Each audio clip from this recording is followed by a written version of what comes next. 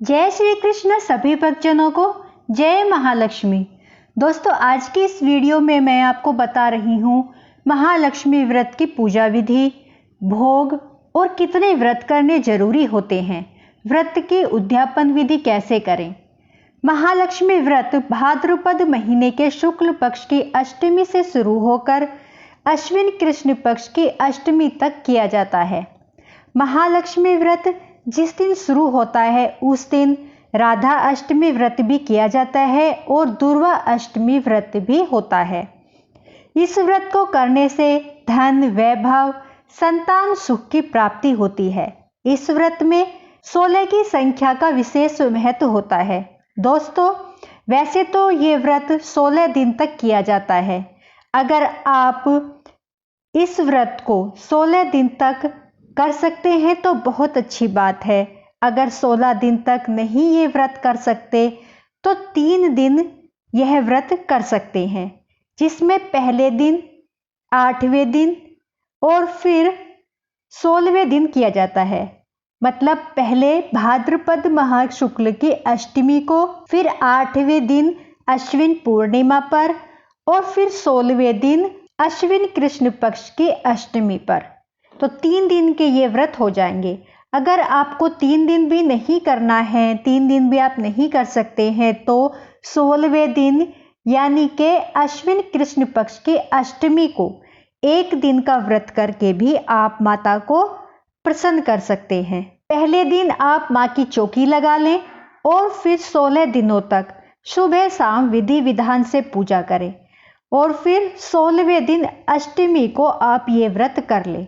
ऐसे ही जो 3 दिन के व्रत करेंगे वो भी पूजा इसमें 16 दिन तक ही की जाती है। सुबह शाम व्रत आप 16 करें, 3 करें या 1 करें। अगर आप व्रत नहीं कर रहे हैं और सुबह शाम की पूजा कर रहे हैं तो सात्विक भोजन ही ग्रहण करें। घर में भी सभी लोग सात्विक भोजन ही करें। जब व्रत प्रारंभ करें तो 16, 3 या 1 व्रत का संकल्प लेकर व्रत प्रारंभ करें। सुबह सूर्य उदय से पहले उठकर घर को स्वच्छ कर लें, साफ करें, क्योंकि माँ लक्ष्मी वहीं विराजमान होती हैं जिस घर में साफ सफाई होती है और शांति होती है। इन 16 दिनों में घर में कलेश झगड़ा भी नहीं होना चाहिए। स्नान आदि के बाद सूर्य देव को जल अर्पित करें, मंदिर की साफ सफाई करें। ईशान कोण में एक लकड़ी की चौकी पर लाल वस्त्र बिछाकर गज माता के रूप को स्थापित करें। अगर आपके पास गज माता की गज पर बैठी हुई माँ लक्ष्मी की मूर्ति या तस्वीर है तो उसको स्थापित करें। नहीं तो जैसे माँ लक्ष्मी के दोनों तरफ हाथी खड़े होते हैं और वो उन पर जल डाल रहे होते हैं, तो वो तस्वीर या मूर्ति भी आप ले सकते हैं। 16 दिनों के इस व्रत में माँ के गज लक्ष्मी रूप की पूजा की जाती है। इन व्रतों में माँ के सभी 8 शिव रूपों की पूजा होती है। इस पूजा में आप चांदी या मिट्टी के बने हाथी को भी रख सकते हैं। गणेश जी की स्थापना करें। अष्टदल कमल बनाकर कलश की स्थापना करें। कलश पर स्वास्तिक बनाएं चंदन या रोली से, फिर गले पर मोली कलावा बांधें। कलश में गंगा जल डालें, हल्दी की गांठ डालें, सुपारी, लौंग, सिक्का, दुर्वा घास, अक्षत डालें। फिर कलश के ऊपर 5, 7, 9 की संख्या में आम या पान के पत्ते या फिर आप अशोक के पत्ते भी ले सकते हैं। कलश के ऊपर एक कटोरी में चावल डालकर रखें। उसके ऊपर नारियल पर कलावा या चुनरी लपेटकर रखें। अगर आपने कुछ नया खरीदा है, सोना या चांदी का सिक्का, क्योंकि इस व्रत में कुछ सोना या चांदी खरीदने का विधान होता है, अगर आपने कुछ खरीदा है तो उसे भी पूजा में रखें। श्री यंत्र रखें। अगर आपके पास कोड़ियाँ हैं तो वह भी पूजा में जरूर रखें चौकी पर। अब देसी घी का दीपक प्रज्वलित करें। हाथ में थोड़े चावल और फूल लेकर माँ लक्ष्मी के सामने व्रत का संकल्प लें। जितने दिनों का व्रत आपको करना है उतने ही व्रत का आप संकल्प लें और देवी से कहें, हे माँ लक्ष्मी, मैं आपकी सेवा में तत्पर हूँ। आपके इस व्रत को मैं पूर्ण निष्ठा से व भक्ति से करूँगा या करूँगी। मेरा ये व्रत स्वीकार करें और ये मेरा व्रत निर्विघ्न पूर्ण हो, आशीर्वाद दें। और ये चावल फूल माता के चरणों में छोड़ दें। इसके बाद एक कच्चे सूत का सफ़ेद डोरा ले या आप कलावा भी ले सकते हैं। इसे 16 बार लपेट ले और 16 गांठ लगा ले। इसे हल्दी में पीला कर ले। जब आप गांठ लगाए तो माँ लक्ष्मी का मंत्र बोलते हुए गांठें लगाएं। इसे माँ के चरणों में रखकर इसका भी पूजन करें, धूप दीप जलाएं, तिलक करें, इसका पूजन करें। यह आपका संकल्प सूत्र होगा। फिर पूजा के बाद इस धागे को अपने हाथ या गले में बांध ले। पूजा के बाद इसको हाथ में पहनने के बाद में जब आपकी पूजा समाप्त हो जाएगी तो इसको माँ के चरणों में ही रखना है और पूजा करते हुए इसको पहनते हुए माँ के नाम के मंत्रों का आप जाप करते रहें। अब गणेश भगवान का पूजन करें, जल से छींटा दे, स्नान कराएं, जनेऊ रूपी कलावा वस्त्र अर्पित करें, दुर्वा पुष्प अर्पित करें, दुर्वा करें, धूप दीप जलाएं, भोग लगाएं। ओम गै गणपते नमः मंत्र का जाप आप करें या फिर जो भी मंत्र आपको आता है उसको भी आप बोल सकते हैं। कलश की पूजा भी पूरे विधि विधान से करें। श्री यंत्र की पूजा करें, माता की पूजा करें, गंगा जल से छींटा देकर स्नान कराएं। अगर आपने मूर्ति रखी है गज माता की तो आप गज महालक्ष्मी को गंगा जल से चरणामृत से स्नान कराएं, पोंछकर साफ नए कपड़े पहनाएं और चुंदरी उड़ाएं। अगर आपने तस्वीर ली है तो उस पर आप छींटा लगाएं, भाव का स्नान कराएं, तिलक करें, अक्षत पुष्प अर्पित करें। अगर कमल का फूल मिल जाए तो वह जरूर अर्पित करें, नहीं तो आप गुलाब का फूल भी चढ़ा सकते हैं। फूलों की माला अर्पित करें, 16 श्रृंगार का सामान अर्पित करें। भोग में आप माँ को फल, पंचमेवे या साबूदाने की खीर, किशमिश का भोग लगाएं। जो भी आपके पास हो उसी का इसमें आप भोग लगा सकते हैं। मन में यह विचार ना रखें कि हम ज़्यादा सामग्री या ज़्यादा भोग माँ को अर्पित नहीं कर पाए हैं। बस जो भी अर्पित करें पूरी श्रद्धा से, भक्ति भाव से अर्पित करें। माँ जरूर प्रसन्न होंगी और स्वीकार करेंगी। जल अर्पित करें माँ को, पान, लौंग, सुपारी अर्पित करें।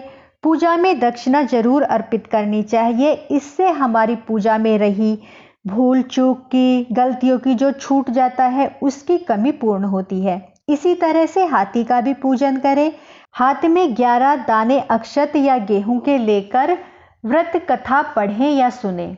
इसमें आप माँ के मंत्रों का भी जाप करें। माँ लक्ष्मी के मंत्र जो मेरी वीडियो की स्क्रीन पर आपको दिखाई दे रहे हैं, देखिए बोलने से तो समझ में नहीं आएंगे, इसलिए वीडियो की स्क्रीन पर ये मंत्र चल रहे हैं, आप उनको देख सकते हैं। श्री सूक्त का पाठ आप माला जाप करें। श्री सूक्त के पाठ की एक माला तो आप जरूर जाप करें, नहीं तो 5, 7, 11 भी कर सकते हैं।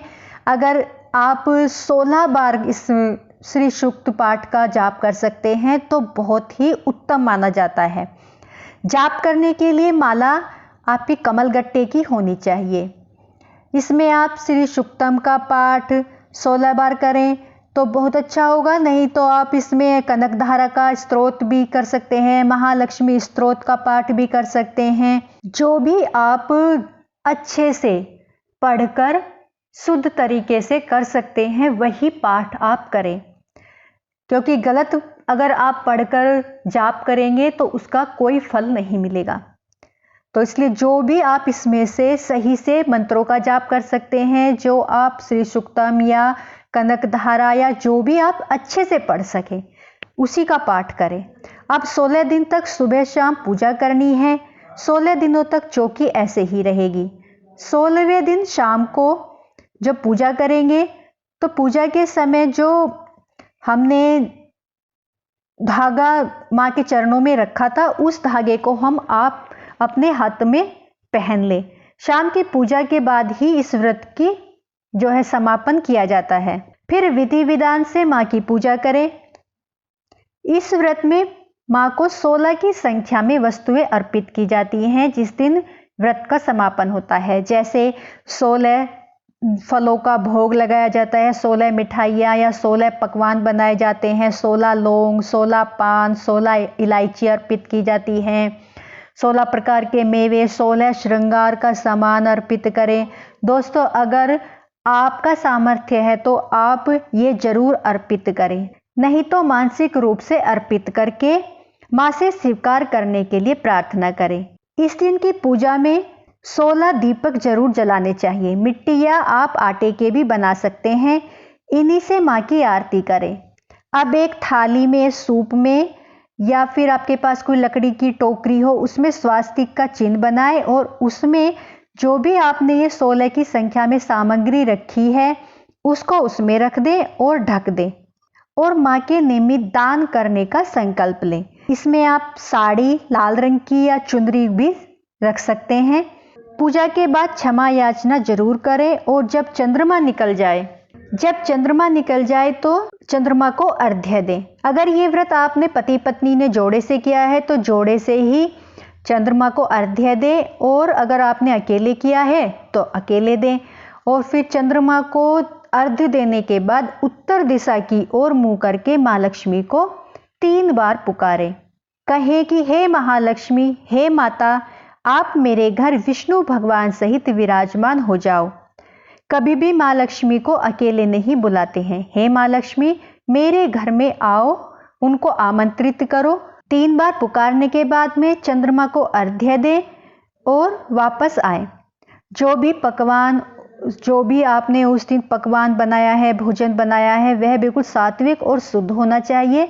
उसमें से माँ के लिए एक पूजा के लिए परोसा निकालें और पूजा के स्थल पर आप चौकी के सामने उसको ढक कर रख दें।